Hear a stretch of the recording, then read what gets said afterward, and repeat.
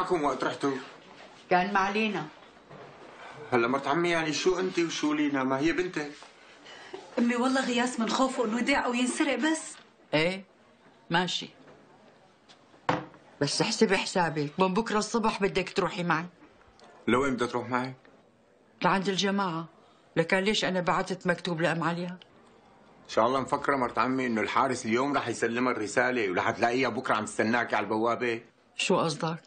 قصدي مرت عمي يعني بدها مدة لحتى يوصلها خبر. هذا اذا الحارس خبرها وما كب الورقه بالزباله. فكرك انت اول وحده عم تدقي بابا؟ مثلك متايه. ايه هدول رايحين يشحدوا، يا اما بدهم وظيفه ولا مساعده. نحن رايحين نطلب ابننا. بعدين ام عليا بتعرفني والست مرتبه، اذا وصل الخبر يمكن هي تجي لعندي. ايه عال مرت عمي كثير منيح هيك، ليش لحتى تبهدلي حالك تروحي تستني على باب بيتها؟ امي غياس ما بده اياكي تعذبي.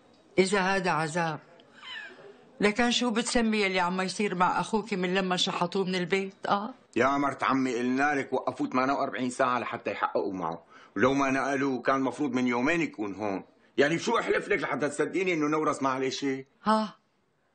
اذا ما له عامل شيء وهيك ساووا معه، بقى لو كان عامل شيء شو كانوا ساووا؟ قلي شو كانوا ساووا؟ هلا من كم يوم اخذينه؟ قلي من كم يوم؟ وكم يوم تانيات باذن الله ما بتلاقي غير فاتح باب هالبيت وفايت. الباب مفتوح من لما طلع من هالبيت، ما سكرته وراه. عم نام مقابله.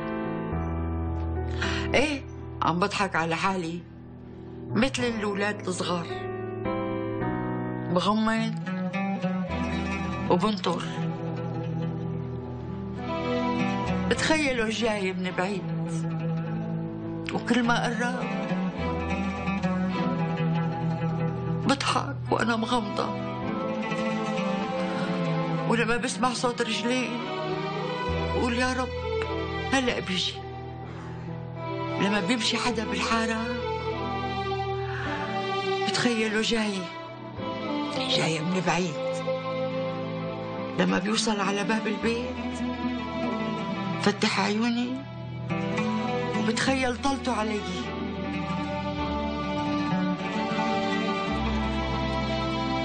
ما بلاقي، ببعد الصوت، برجع بغمض وبنطر.